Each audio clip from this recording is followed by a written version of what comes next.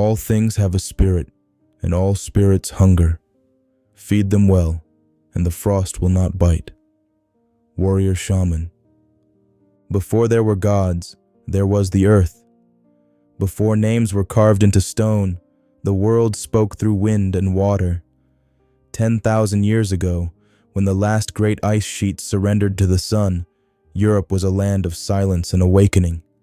Forests stretched where glaciers once loomed, rivers ran bright over stones newly freed from frost, and herds of red deer and wild boar roamed a wilderness that seemed endless. In this raw and untamed world, humans survived by more than muscle and fire. They survived by relationship. To live was to negotiate with forces unseen. The people of the Mesolithic understood something we have forgotten, that nothing is dead matter. Every stone, every stream, every beast was alive. It had breath. It had hunger. And if you did not feed it, frostbite and famine would feed on you instead. All things have a spirit, and all spirits hunger. Feed them well, and the frost will not bite.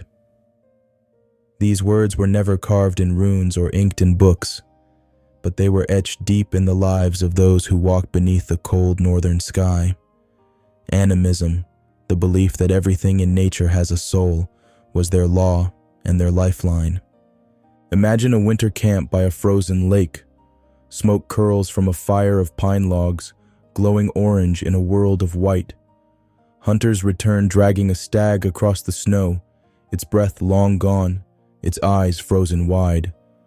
They do not speak loudly. This is not triumph. It is a transaction. Before the first bite of meat is taken, they thank the stag. They smear blood on stones by the water's edge. They burn fat so its smoke rises to the sky. Not because of guilt, but because of respect. If they fail to give, the next hunt will fail them. If they hoard, the spirits will turn away. This was not worship as we think of it today. This was reciprocity, an endless exchange between flesh and forest. We know these ideas because the dead tell us their secrets. Archaeologists have found burials older than any temple, graves painted in crimson with crushed ochre, the color of blood, the color of life. In caves and soil across Europe, skeletons glow red beneath layers of time. Why paint the dead? Blood was life. Perhaps ochre restored vitality for the journey beyond death. Perhaps it called the favor of spirits that guarded the road. At Skateholm in southern Sweden, some 7,000 years ago, men, women, and children were buried with care, and often, so were their dogs. Imagine that. A dog curled at its master's feet in death, just as in life, as if they would hunt together in a land no living eyes had seen. Far to the west, in a cave on the Gower Peninsula in Wales, lies the so-called Red Lady of Paveland, though the bones belong to a man who died more than 30,000 years ago.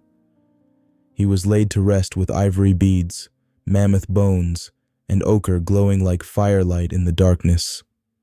This was no casual disposal. This was ceremony. This was belief, the first faint outline of an afterlife. And then there are the graves crowned with antlers, the dead given the heads of deer as if to borrow their strength beyond the veil. Even today, when we read of Odin wandering the world in a cloak of raven feathers or berserkers howling with the fury of bears, we are hearing echoes of these ideas, the notion that man and beast are bound, and that power can be worn like a second skin. But survival was never guaranteed. A failed hunt, a frozen river, a fever in the night, these could wipe out a band before spring. So people bargained, not with kings, but with spirits, a deer slain for food.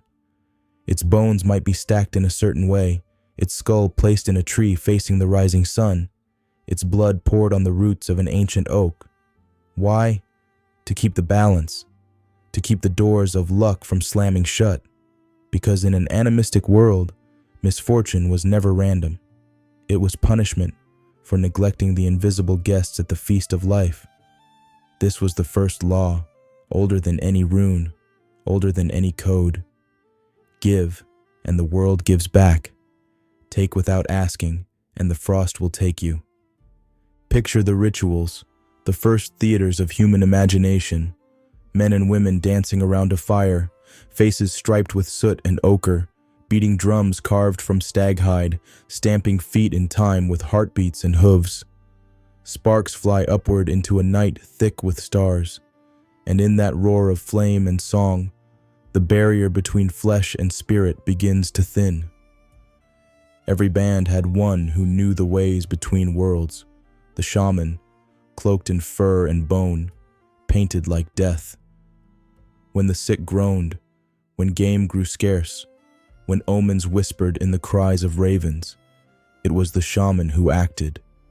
He, or sometimes she, would fast until visions came, or drink bitter brews, or swallow the scarlet caps of mushrooms that opened the doors of the mind. In trance, they shed the weight of flesh. They soared with birds, slithered with snakes, galloped with elk through the forests of the soul. Their power was terror and wonder, for those who could walk the line between life and death were never quite trusted. Yet they were needed. They were bridges, and bridges are strongest where worlds are far apart. If this sounds like magic, it was. But it was also memory. The memory of a time when survival itself was a kind of prayer.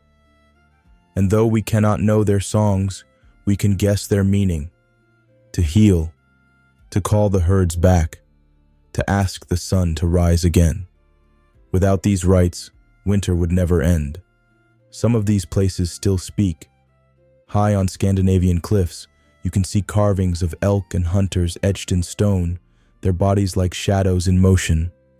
Across Europe, great stones rise in circles, aligned to the sun, a language written in granite to bind the sky and the earth.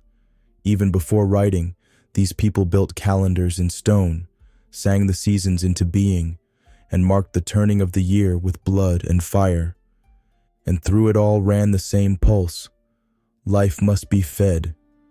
Feed the spirits, and they will feed you. Does this sound far from the Vikings, you know? It is not. When Norse farmers later poured ale into the soil for a good harvest, when warriors sacrificed horses before battle, they were speaking the same grammar of the sacred. They were keeping the same ancient bargain. Even Odin, the All-Father himself, is shaped by this heritage. A god of death, of magic, of ecstatic vision, he is the shadow of those first shamans, wandering through time with a raven on each shoulder and a hunger for secrets. So the next time you picture a Viking lifting a horn to the sky, remember this. That gesture began here, in the smoke of a Mesolithic fire, on the edge of an endless forest, where a hunter whispered thanks to a stag, while frost glittered like stars on its lifeless fur. Would you have walked the path of the shaman, beating the drum until the world split open? Or stood by the fire, casting blood on the stones to keep the spirits fed? Stone and bone, blood and breath, feed the earth, or starve in death.